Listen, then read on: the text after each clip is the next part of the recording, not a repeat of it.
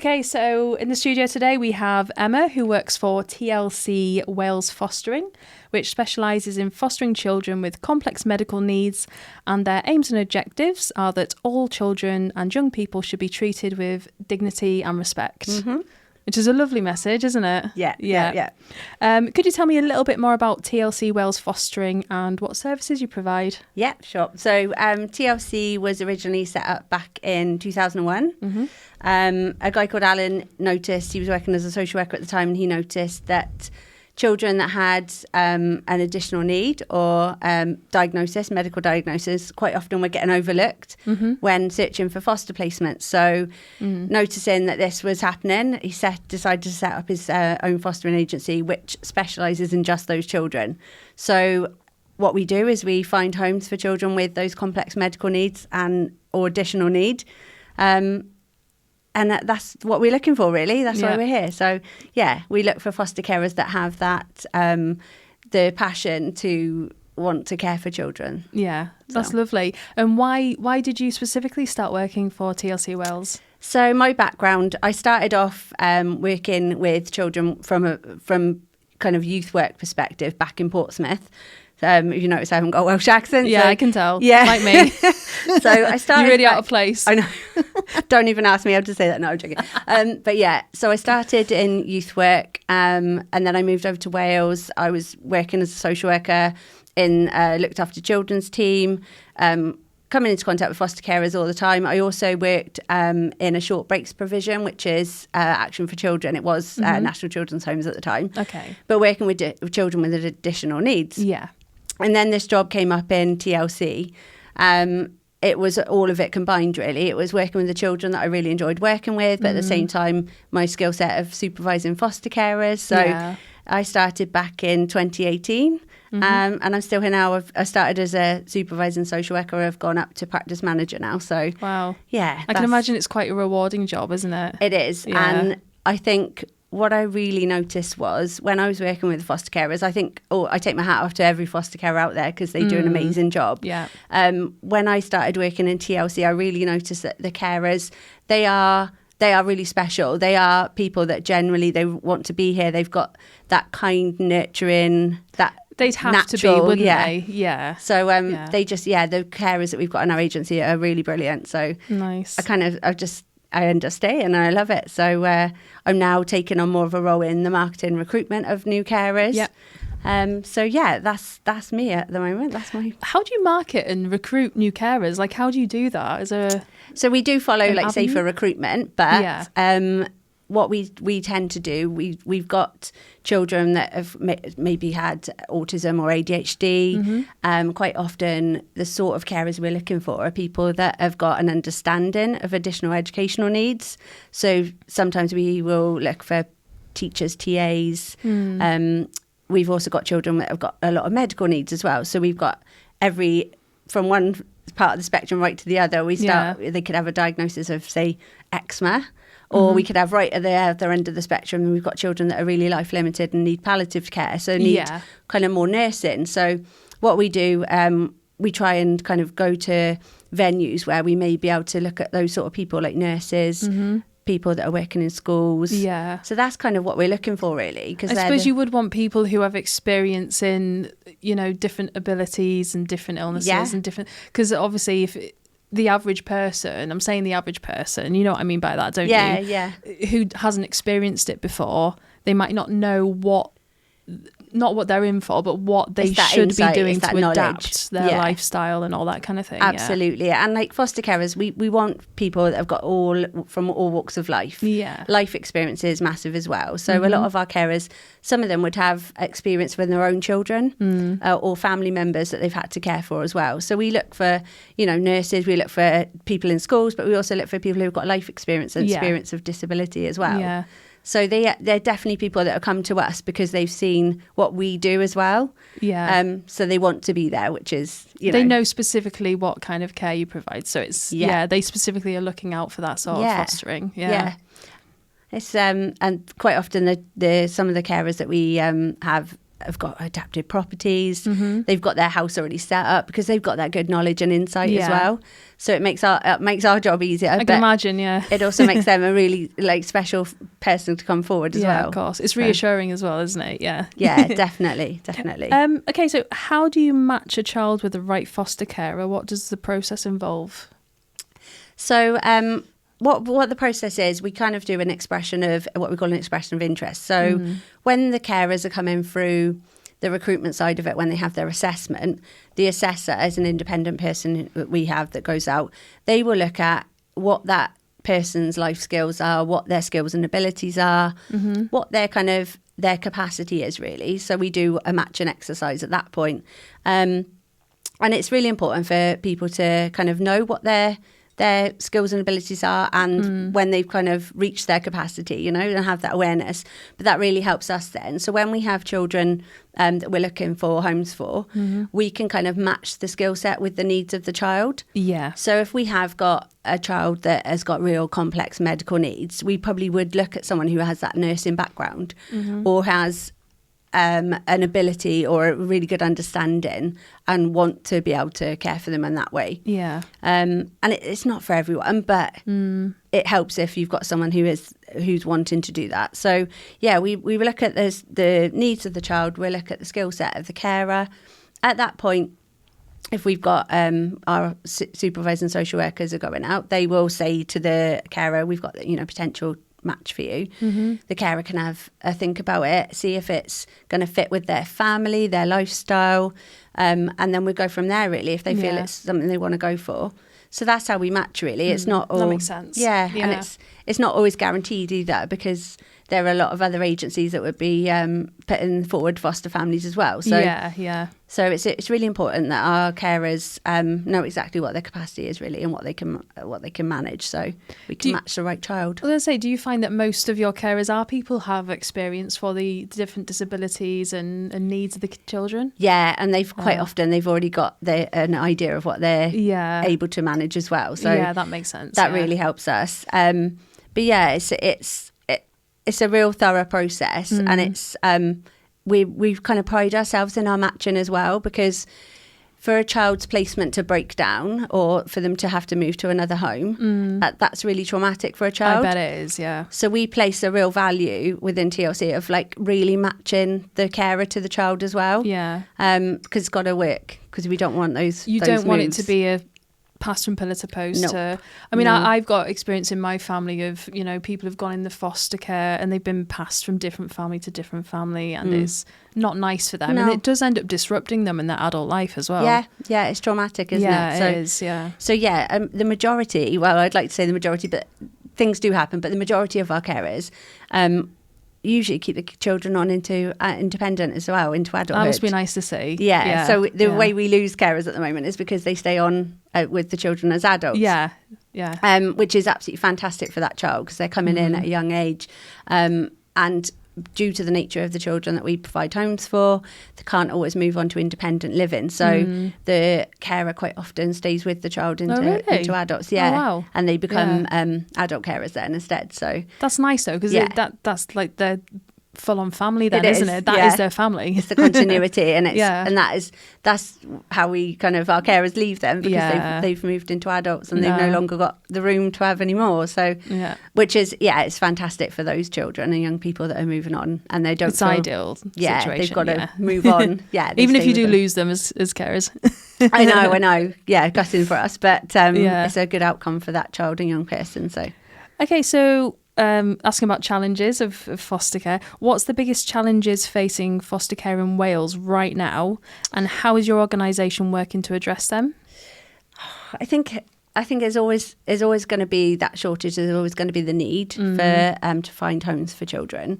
I suppose in Wales at the moment there is what we call the not-for-profit agenda. Yeah. So TLC are working to be the not-for-profit. So that's part of a challenge at the moment. There is that shift. We do have the CareTech Foundation. So TLC have got are owned by CareTech, an umbrella company, and there's the CareTech Foundation that a lot of money goes into. So I've recently... What is a Care Tech Foundation? Because a lot of people won't understand what that even means. Like, I don't. It's a foundation, a charity foundation that, like, I'll give you an example. I've recently applied for an all-terrain buggy for one of the children, so they could get out and about and access all environments. So there is the foundation which is accessible to all of the staff and the foster families as well. So I'm just checking that's right. So were you conferring then? I wouldn't, because you went silent then. I was like, did you say something? So there is the Care Tech Foundation that we can access grants and money for the children as well. So that makes sense. To improve outcomes, really. Yeah. So No, that's cool. Yeah. Okay. Just a bit more deep questions about the fostering system, really. Mm-hmm.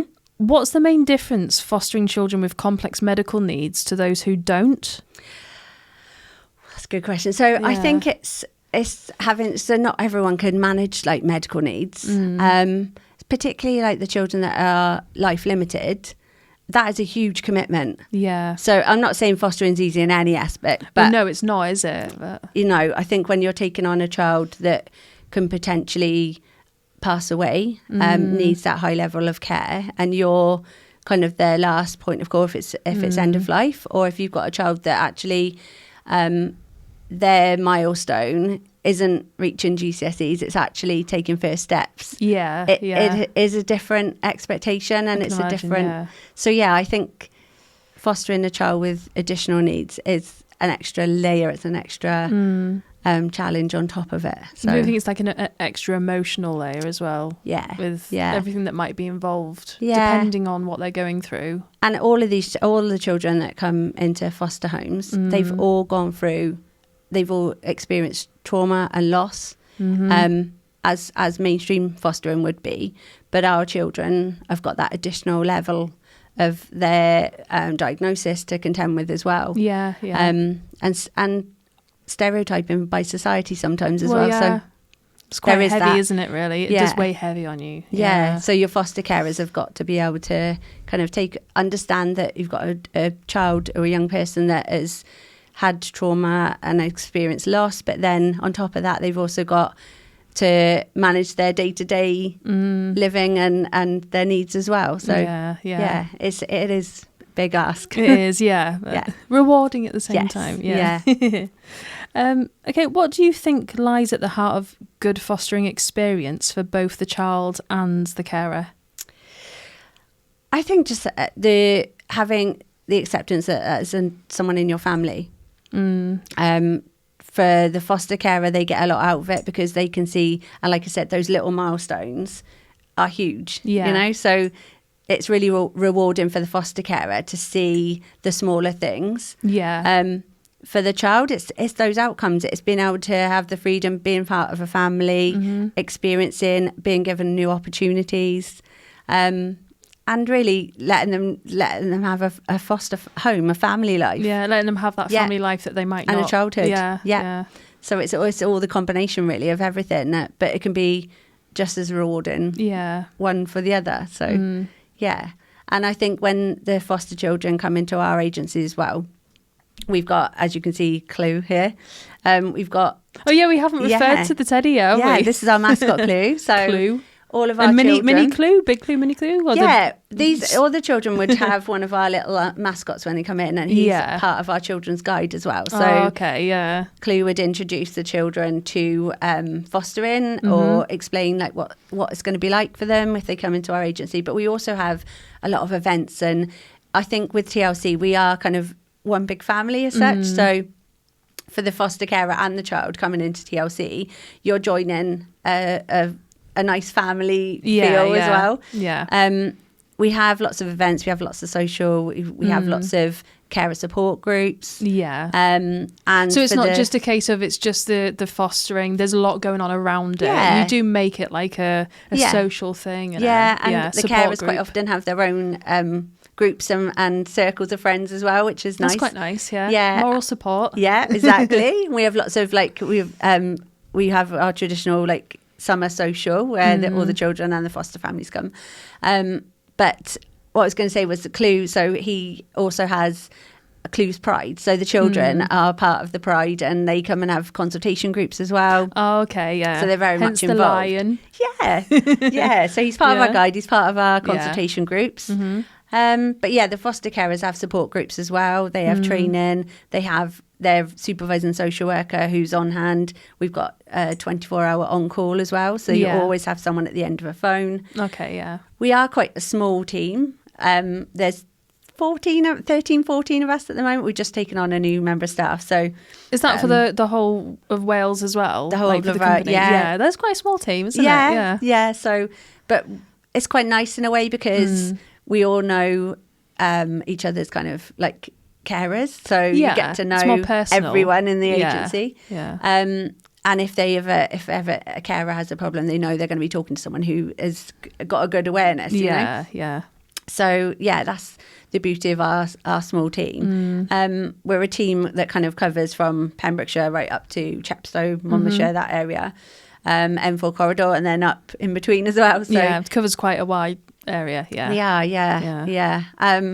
So yeah, we're one of the agencies that do specialise in placing children with additional needs. So is it just for children with additional needs as well? So that's specifically it is our criteria. Yeah. It's nice that you have your own agency that does that specifically for that. Yeah, definitely. That's cool. What does belonging mean within the context of foster care? So how do you help create that for young people who might not have felt that before? Gosh, I know it's quite a deep question. Yeah, it is. Yeah, but I think from my perspective, and this is probably from me personally as well, I feel like belonging is when the foster carer accepts a child for exactly who they are. Yeah. And we do a skills to foster training course that actually we kind of encourage our new carers coming through to be very pace approach. Yeah. And what we call, we don't look at any behaviours or any kind of outward. We look at the child as a person. And I feel that if you've got an ability to do that as a foster carer, that makes the child feel like they belong because they're accepted as part of your family. And it doesn't matter. It's gonna be challenging. There's gonna be difficulties, but keeping with them, sticking at it. Yeah. Being resilient, that's where you're going to get a child that's going to get through it and say, actually, I do feel like I'm part of this family. Yeah. So I'd say that's belonging. That's nice. Yeah. Having carers and families, foster families that can really stick through the thick and thin and see it through. And this at the end of the day, is who you are and we accept you as this. Yeah. We get that. You know, you've got a bit of a difficulty at the moment, but we're going to stick with you and we're going to see it through. And that's where the rewarding side of it comes in then, because at the other side, you get a child who's part of your family. You wouldn't have it any other way, you know? And trusts you completely. Yeah. And reaches their potential. Yeah. So happy, confident children are going to be their best. So no, it's lovely, isn't it? Yeah. That's what I'd say is where a child would feel like they belong. Nice. So. Just in regards to trauma then, so a lot of children in care, they have experienced trauma.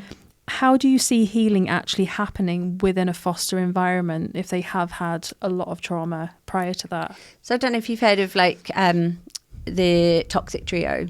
So I've not heard of that. No. Some families would have drug and alcohol misuse, maybe mental health, domestic violence. It's kind of that toxic trio. Yeah, it's the main things you think of, isn't it? Yeah, for the reasons why it's not safe enough or good enough to be at home. Yeah. And I know our children have got the additional need as well, but a lot of reasons for children coming into care can also be around those toxic trio. It can not all the time. There are situations where children may need to come into the care because maybe a parent's passed away. But if you've got the experience of trauma, whether that be through bereavement or loss, or actually being witness to domestic violence, mental health, and drug or alcohol misuse in the home, children quite often will create their own kind of they'll put their barriers up. They create their own protection. Yeah. So when they come into care, then you need carers who actually might see them, as I said just now, see them for more than what their behaviour is. So understand that the way they're behaving is actually that part of their protective. So you could have a child who's actually really hyper aware, because they've learnt to be like that. They've learnt to know what's going on in their surroundings. There's a reason for it. There's always a reason. Yeah, it's understanding. I think that's the path to kind of healing, is having that understanding and the patience, really, to kind of help them work through that. And it may take, your brain is kind of wired in a way that when you're those very really early stages in a child's life, if they're not having those attachments made, those quality attachments, it can take years to kind of rewire the brain because they've developed their own coping strategies. Yeah. And it's having the patience to kind of, and it may be repetition that's needed. It may be that constant reassurance. But seeing it, getting it to the other end is the way that you can heal. And we know that it can be done. You know, it can be done. There are success stories. So I suppose it's just creating a habit of that constant pushing them into a different way of thinking and doing things. That reassurance, the continuity of always having the same responses and consistency within a family, being kind of encouraged to have their own likes and interests and praise if they've got something they're really good at. So and that can be difficult for children sometimes, actually taking praise. So because they're not used to it, or they don't know what to do with that. It's overwhelming. It's overwhelming, yeah. And we always, like we say on our Skills to Foster, you might have a child that actually, they come and live with you, you buy them all the presents at Christmas, and then they don't like it, and they you don't get the reaction that you expect. But actually, that's really overwhelming for them because it's not their norm. It's not their normal. So I think, you know, having someone who understands that is what's needed, really. Yeah, no, that makes sense. Yeah. Okay, so here's one for public perception. What do you wish the public understood about foster children that often gets overlooked or misunderstood? Because I know there is a lot of a misconception of foster children out there. Yeah, and I think, again, with our children, there is that extra perception as well. So I think I'd like them to be able to be more kind of understanding. Yeah. If you've got we have a brilliant foster carer. We got a couple actually that come into our Skills to Foster, and they say, you know, if you've got a child who's autistic and may be having an episode of stimming, and you're in the middle of a supermarket, or they're having a complete meltdown because it's the bright lights, the flashing. Quite often people will just stop and stare or make comments. They'll think, oh, that's a misbehaved child, or those parents don't know what they're doing. They're not, and there's that judgment straight away, or that prejudgment. So I think I'd like a better understanding, really, of children and young people that have maybe been through difficult situations, and it's not all disabilities visible as well. Not always visible, yeah. So it's This is the thing. Sometimes they are just naughty kids, aren't they? Yeah. But you don't know. You don't know if that's 50-50. You don't know if it's 64. You don't know if it is just a naughty kid, or if that's a kid with difficulties, or you don't know. And maybe, can't assume. You know, if it's a child that is overwhelmed by the bright lights in the supermarket. I'd like the public, really, the perception would be to just take a step back and have a thought about it. Yeah. And there are situations where I've had foster carers, you know, have taken their children to like theatres, for example, and it's been really overwhelming. And they've said how great the staff have been, and let them go to one side, have their ear defenders on, or something like that. Okay, so it is out there. It's just like, if we could make it across the board, that would be brilliant. Yeah, it's a lot more understanding, but it needs a little bit more. Yeah, and just taking that step back before judging. Yeah, and seeing the situation.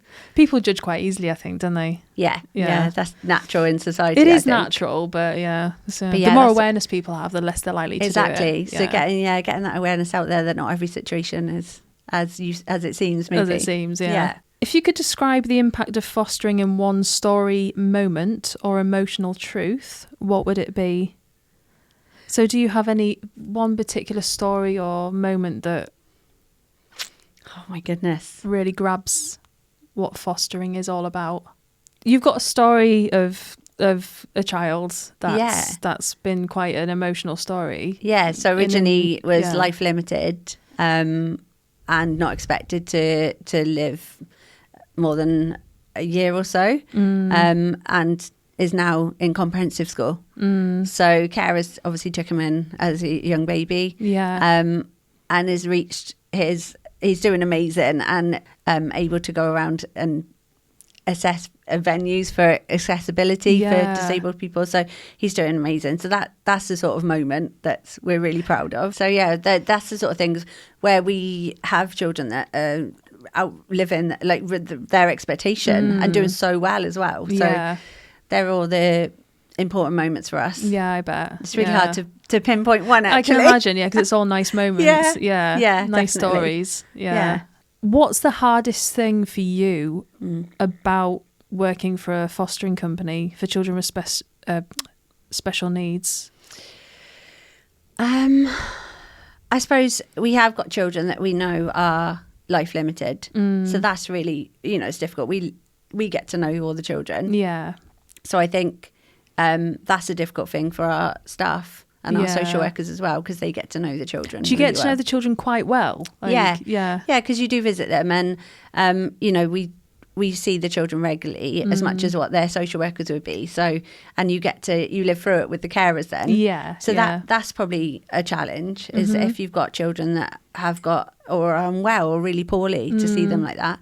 And I think it's a challenge as well, that just seeing people when they've got a change of circumstances, I suppose, in their personal lives, and helping them, and they still stick with the children and helping them through that as well as the supervising social worker for families. And life is life. They have different situations come up, and they have different things to manage within their personal lives. But seeing them stick with the children, that's quite challenging, Yeah, I bet. So going out and discussing that with them. But they have the support. Yeah. There's a good got support around them. Yeah. And we do look for them to have that support network within their own families as well as us. So there is that real buffer around. But if they're going through a particularly challenging time and helping them through it, that's hard for us, Well, yeah, I can imagine. See it through. Yeah, you get to know everyone quite personally, and yeah. Okay, so for those interested in becoming a foster carer, maybe specifically through TLC, how easy is it for them to go through the process? So you're placing a child in someone's home. We've got to be thorough. So it is. I'm not going to say it's an easy ride. However, if I talk you through, so if someone was interested, they can make an inquiry with us. That's the first stage, is the inquiry form. You've got to have a spare bedroom. You've got to have the right to remain in the UK. And that's kind of the first hurdle, really. Yeah. So that's the inquiry. Then we go to what we call initial visit. So a supervising social worker will come out and visit you in the home. And they'll look at things like, what's your home set up? Like, what's your accommodation like? They'll talk through the process. We do have to get quite rigorous checks done. So we get medicals, we get DBS, we get local authority checks on people. We talk to referees. Yeah. We talk to employers. So it is quite thorough. At that point, if people are still really, we haven't put them off. It's almost like a job application, to be honest. So if they're still really, really keen and able to, we then invite them to our Skills to Foster preparation training and application. Yeah. So the application is the start of all the checks and references. Our Skills to Foster is, I like to see it as a bit of a double-edged, in that we like to see, have they got the skills to foster, and have they considered this for their family? Yeah. But we also then give them the opportunity to find out, really get into depth about what the expectation is and what the role of a foster carer is. Yeah. So they can come along to our course. I actually run the course with the other staff that we've got in the agency. So it's really nice to see them through the process. So from initial visit into skills to foster. Once they've done their checks and they're successful for stage 1 checks, we then move on into the assessment. That involves, and that is quite lengthy. Okay. I describe it as, this is your life. Yeah. So they look at everything from where they were born and raised. They look at their experience of being parented. They look at their schools, attitudes, morals. They look at, if they've got their own children, how they parent. Okay, yeah. So it's really, really, really in depth. It can be quite an intrusive process. Some people find it quite therapeutic. Yeah. Some people are a bit more guarded, and for some people it's things that they haven't thought about for years and they've hidden, or not hidden, but put to one side. Yeah. And then it's like being pulled out. And it's been pulled out, their history kind of thing. Yeah. So it is a massive thing. And then at the end of that, the assessor's skilled in being able to look at the competencies that we expect a foster carer to have. Yeah. They can then say whether they make a recommendation, if they're approved or not. Mm-hmm. So and that's just one hurdle then. So they've got the assessment and the assessor who believes that they should foster. Yeah. That then goes to a panel of people. Mm-hmm. So our foster panel is made up of a bit of a wide variety. We've got people from health, we've got people from education, we've got care experience. So they're all looking from different aspects. Absolutely. Yeah. Care experience, we've got foster care experience as well. So someone who has fostered before. And social workers from our agency as well. So they meet, they read through the Form F assessment, as we call it, and they decide whether they agree with the recommendation or not. But it's not even over then. So they can say whether they agree or not. Next hurdle. Yeah. It is multiple. But I think it's really important that as part of the safer recruitment. It would have to be though, wouldn't it? Yeah, to get the right people and to get it right. That's the barriers it's we've got to get someone's life through. at the end of the day. Absolutely. So it's got to be right. It then goes to our agency decision maker. Mm-hmm. He will then read all the panel minutes, he will read all the Form F, and he will then say whether they're approved or not. So that's when we get our carers approved. Okay, yeah. So the whole process, it is in depth, it's really intrusive, and it's for a reason. What's the kind of time scale loosely then, like from start to finish, how long it would take? I would say around about 5 months. Yeah. 5-6 months from the visit to the panel. So. Yeah. And then ADM approval is about 7 working days. So okay, yeah. We aim to get people, once they've been through panel, get that decision to them. Yeah. But yeah, it is big, but it's necessary. Yeah. If you get to the end, then you're pretty much, you're the right that's what you want for being a foster parent. Yeah. Is there much in the way of, so obviously you've got people on different incomes, and is there kind of like a need for people who are like earning a really good income to be foster parents? Like, is there support financially for people who maybe don't have much money but they want to be foster parents? Where does that? So it's not seen as a job. It's not a wage. But you do get an allowance for caring for a child. Yeah. So it's what's deemed as the cost of caring for a child. Yeah, because I was just thinking, would you more be willing to approve someone to be a foster parent if they're earning a good wage, or no, over someone? So we do a financial assessment. Obviously, we don't want we don't want any interruptions for the child. So we don't want to move someone into a home that potentially they haven't been paying the mortgage on, or they haven't, is at risk. Yeah. So financial assessment is part of the assessment. However, we're not looking for people who have, millionaires. That's not what we're looking for. But we're looking for people who have got financial security and the ability to manage their money. Yeah, because that then provides stability and security for a child. Yeah, yeah. It can also help with if you're teaching a child to manage their own money, if you've got a good idea of how to look after your own. As long as they're financially stable. Yeah. But we're certainly not looking for, people with a certain amount of income at all. Yeah. But yeah, it's that financial, that knowledge and the ability to manage finances, stability. So that makes sense as well. That's what we're looking for. But that is part of the assessment. So you're right to ask there. But they would all get an allowance for the cost of caring for a child. Yeah. And that's kind of it is tax free because it's not deemed as a wage. It's not an income. So it's fostering is an allowance for that child. Yeah, so it's to go into what they do for the child, or what they buy them, or just to help with, I suppose, like, I don't know, shopping. Yeah, the cost of having a child. The extra cost of having an extra person in the house. Yeah, exactly. Yeah.